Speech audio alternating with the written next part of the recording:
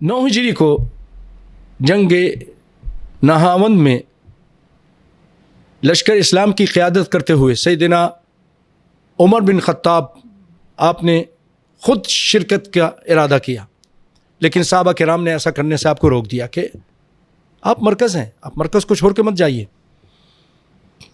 ان کو کچھ ہوا تو ہم یہاں سے مدد بھیج سکتے ہیں۔ بہت اچھی بات تھی، تو آپ نے خود جانے کا ارادہ ترک کر دیا، لیکن فرمایا، اس میں اندازہ کیجئے کہ عمر بن خطاب کے ذہن میں مغیرہ بن شعبہ کی کیا اہمیت تھی۔ آپ نے وہاں فرمایا کہ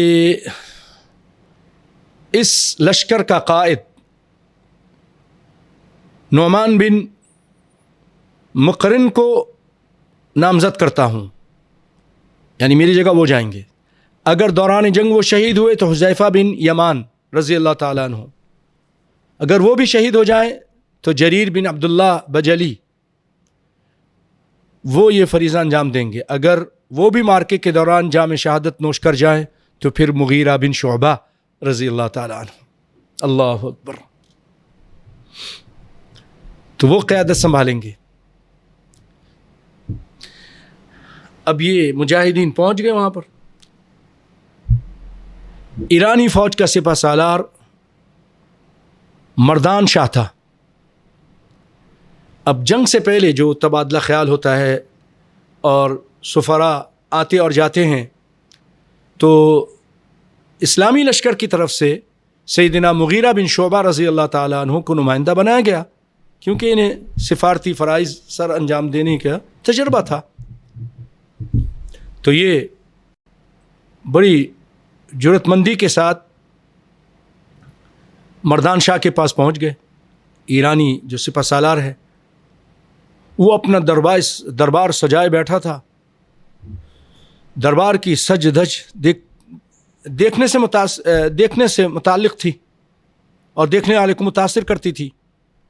ایرانی فوج کا سربراہ تخت پر برجمان تھا۔ سیدنا مغیرہ بن شعبہ بڑے بے نیازی کے ساتھ دربار میں داخل ہوئے، سیدھے جیسے رستم کے پاس گئے اس طرح مردان شاہ کے پاس جا کھڑے ہوئے۔ پہرے داروں نے ہر چند راستہ روکنے کی کوشش کی، لیکن مغیرہ بن شعبہ رضی اللہ تعالیٰ عنہ بڑے جلالی انداز میں انہیں پیچھے ہٹنے کو کہا، تو وہ سب جو ہے ان کی اس جاہ و جلال کو دیکھ کر اس کتاب نہ لا سکے، پیچھے ہٹ گئے۔ تو اب مردان شاہ وہ ان کو گھورتے ہوئے اور دیکھتا ہے اور غراتا ہے اور کہتا ہے، عرب برے منحوس، شروع سے ان کے دنوں میں عرب کی نفرت آج تک ہے، اللہ رحم فرمائے۔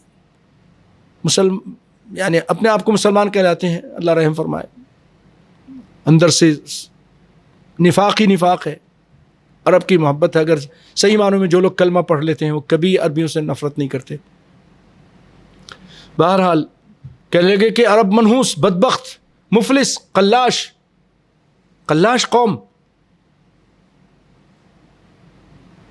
ایرانی فوج تو کب سے ان کا کام تمام کر دیتی، لیکن ہم اپنے ہتھیار اس قوم کے گندے خون سے، دیکھیے نخوت، دیکھیے ملاحظہ کیجئے، ہم ان کے گندے خون سے اپنے تلواروں کو آلودہ نہیں کرنا چاہتے ہیں، ورنہ ہمارے مقابلے میں یہ ہے کیا؟ ہم ان کو ایک آن میں گاجر مولی کی طرح کاٹ کے رکھ دیں گے۔ یہ اپنے آپ کو کیا سمجھتے ہیں؟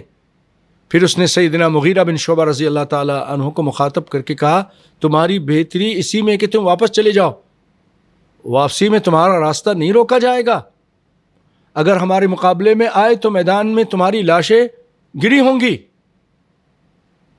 سیدنا مغیرہ بن شعبہ رضی اللہ تعالیٰ عنہ اس کی یہ باتیں سن کر مسکراتے ہیں اور پھر فرماتے ہیں، واقعی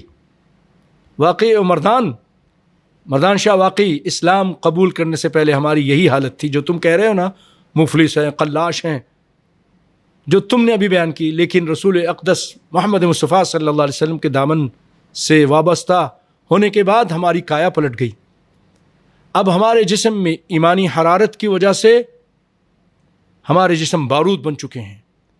ہم نے یہ تہیہ کر لیا ہے کہ تمہارا تخت و تاج چھینے بغیر ہم یہاں سے واپس نہیں جائیں گے. یہ زمین اللہ کی ہے، اس پر اقتدار بھی اللہ ہی کا چلے گا اور اللہ ہی کی عبادت ہوگی.